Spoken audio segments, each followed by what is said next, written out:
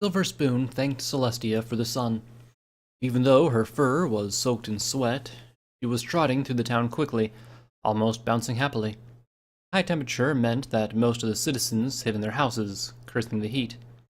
For some ponies, the view of the empty streets was uncanny. They were so used to the sight of the crowds that the sudden disappearance of them was tugging them to primitive strings of their hearts. A fear of being abandoned by the herd. Silver Spoon had no such fear. Her herd had abandoned her many times before. Sometimes she was just ignored, other times outright rejected. Sometimes, like the day before, it ended with cuts and bruises. "Hey, Silver!" She shuddered and closed her eyes, waiting silently for what fate had in store for her. "Be sure to come back home before evening. I heard Rainbow Dash telling my sister that there'll be a storm tonight," said someone standing next to her.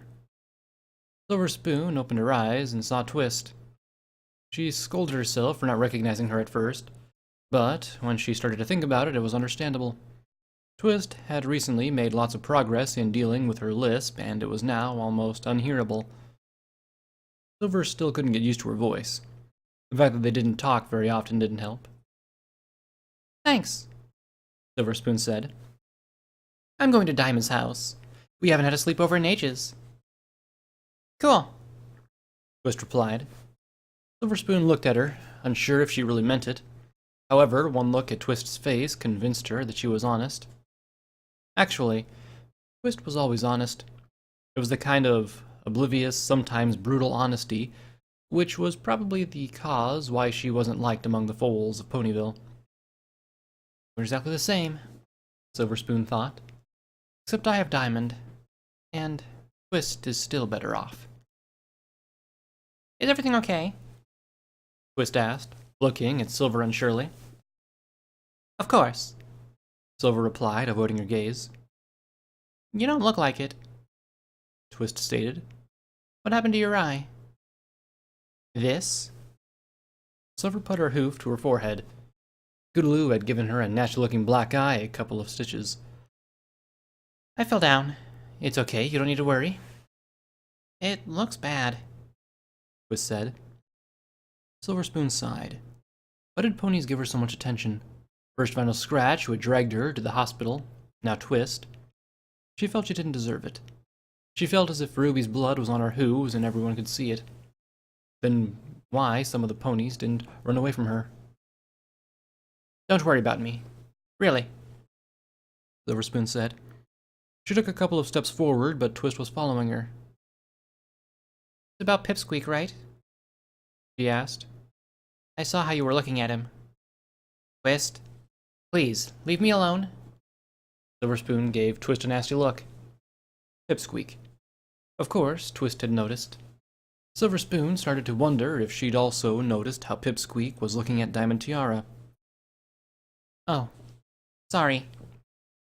Twist smiled sheepishly, looking to the ground. "I mean, if you want to talk, I'll always be there for you." "Yeah, right," Silver Spoon thought. "Let's see just how tolerant you are." It's about Ruby," she said. I killed her."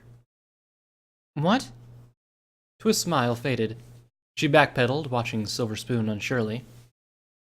"I mean, Diamond Tiara and she killed herself because of us." Silver Spoon muttered. To her surprise, Twist didn't run away.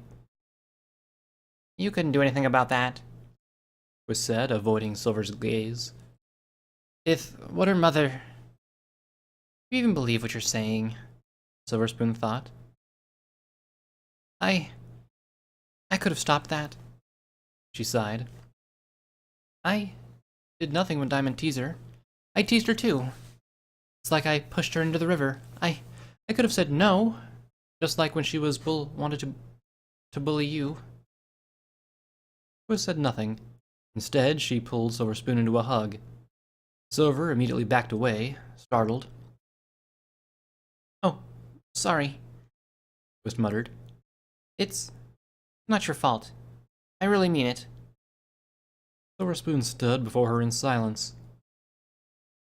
Besides, if you don't like what Diamond's doing, why do you keep hanging out with her? Twist asked. And what would I do? Silver Spoon thought. Go to all three blank fangs and beg them to let me be their friend? Well, she's good for me, she said. She'd do everything for me. I may not approve of everything she's doing, but, well, you know. Twist nodded. I need to go, Twist, said Silver Spoon. If I ever need your help, I'll ask for it.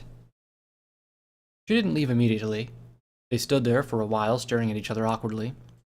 Twist took off her saddlebags and reached at them, producing a small box. I made them myself, she said, giving the box to Silver. See you, Silver. Twist trotted down the street, leaving her behind. Silver Spoon shrugged and went away. However, she couldn't stop thinking about Twist. What does she know about friendship? Does she even have any friends? She wants to be friends with everyone, but no one takes her seriously. Suddenly, a memory of her first days in the new school appeared in her mind. The ponies she wanted to befriend and how they'd teased her. How she tried to be nice, even though she had given back were slurs and punches. Does anyone take me seriously? She was afraid to give herself an answer. She thought about her mother. The only, except maybe Diamond Tiara, pony that she trusted completely. She was surely taking Silver Spoon seriously, even though there had been a time when Silver Spoon doubted it. There was also Diamond Tiara, but when Silver thought about her, she shivered. Since they'd first met, they shared a single secret. It was far too easy for Silver to imagine Diamond spilling the beans about her foalhood in Van Hoover. She shook the thoughts off. Diamond would never do that to her. And she said that she'll take me with her and show me how they make the storms. Silver Spoon froze. She looked around and saw Scootaloo, Applebloom, and Sweetie Belle walking towards her. She gulped and began to trot forward, trying to make herself as small as possible. Scootaloo saw her anyway. "What's up, murderer?" she asked. "Still plotting something?" "Scootaloo!" Sweetie Belle hissed. "Stop it!" Silver Spoon stared at her in disbelief. Sweetie Belle defending her? That was something new. However, her confusion didn't last long. "You'll be the same as her," Sweetie Belle added. Silver Spoon didn't want to listen anymore. She ran away from them. She was running all the way to Diamond Tiara's house. She stood in front of the gate, panting. She straightened her glasses and mane and waited for her breath to steady. Then she rang the doorbell. The gate opened and Silver saw Rudolph, Diamond Tiara's butler. "Miss Spoon," he said, "Miss Tiara awaits you in her room." Miss Tiara awaits you? Are they taught to speak like that? Silver Spoon thought. She followed the butler, trotting through the corridors to her friend's manor. The creaking floor was always giving her chills. It was reminding her of her old house. Rudolph knocked on the door to Diamond Tiara's room. "Come in," Diamond Tiara shouted. "Miss Spoon is here," said Randolph, after he opened the door. "Great," Diamond Tiara replied. "Can you bring us something to drink?" "In a minute, Miss Tiara." Randolph bowed and disappeared silently into the dim-lit corridor. Silver Spoon couldn't exactly put her hoof on it, but it seemed to her that Diamond Tiara looked a bit better since they'd last met. Sure, she still was pale and had bags under her eyes, but there was some kind of spark in them that Silver Spoon hadn't seen before. Her moves were more energetic. Her voice was louder and clearer than earlier. "What took you so long?" Diamond Tiara asked. "Twist," Silver Spoon replied. "She thinks something's wrong with me." Diamond Tiara gave her a long, meaningful look. Silver felt that the stitches in her brow ridge starting to itch. "I wonder what gave her that idea." Diamond Tiara smirked. "You look better than ever." "Give me a break." Silver Spoon sighed and sat on Diamond's bed. "Who did that to you?" Diamond Tiara asked. Still watching Silver Spoon's forehead, she noticed that her friend was wearing a spare pair of glasses. It was easy to notice. The spare pair had a tiny dent on the left side of that frame. Silver Spoon hesitated. She didn't want to share this with anyone, but on the other hoof, Tiara was her friend. They never had any secrets. It was Scootaloo, he replied, shuddering at the memory. She said that that it's our fault. Something strange happened to Diamond Tiara. Her eyelid twitched and she grit her teeth. Are you okay? Silver Spoon asked. Maybe you have a magnesium deficiency. I'll ask Dr. Stable, Diamond Tiara said. That blank flank. How dare she? We need to do something about that. I think we... Silver Spoon shifted her legs, blushing. We what? Diamond Tiara asked. Since when are you so quiet, Silver? No, just... I think we shouldn't. Silver Spoon was avoiding eye contact with her friend, instead focusing on some spot on the wall. So she can make you her punching bag? Diamond snapped. Do you want this again? Silver Spoon said nothing, still watching the wall. It seemed to her that the spot was in fact a moth that had accidentally wandered into Diamond Tiara's room that night. I can do this alone, if you don't want. Diamond was now close to Silver Spoon. She practically hissed the last word into her ear. And do it alone, Silver wanted to shout. Something, however, stopped her. She looked at Diamond Tiara, the only pony she could call her friend, and imagined her life without her. Yet again, she thought about crawling into some cold, dark place and staying there forever. Just what I thought. There was disappointment in Diamond's voice. Never mind, Silver. We're having a sleepover. We don't talk about business on such occasions, she said, mimicking her father. Yes, Silver Spoon replied absent-mindedly. You're right. Cheer up, Silver, Diamond Tiara said, wrapping her hoof around Silver Spoon. I have a feeling that tonight I'll finally be able to sleep. Good for you, Silver Spoon replied. Only when she relaxed a bit, she felt how tense her muscles were before. How about you? Diamond asked. You know, every time we meet, we only talk about me. She looked at Silver's forehead. You seem stressed. Well, the last 2 weeks were rough, Silver replied. Mom helps a lot, but... Yeah, sorry for leaving you like that, Diamond Tiara sighed. I just can't focus. Dr. Shift says that I have something called micro-sleep. Pass out for a few seconds during the day, then I wake up. Still, better than no sleep. Silver Spoon smiled. In fact, it sucks, Diamond Tiara replied. It only makes me feel more tired. Randolph knocked on the door. He brought them orange juice, cookies, and some cake. Silver Spoon took the box of peppermint candies Twist had given her. For a while, they were munching on treats in silence. Enough talk about me, Diamond said flatly. How's school? I'm happy it's almost over, Silver Spoon replied.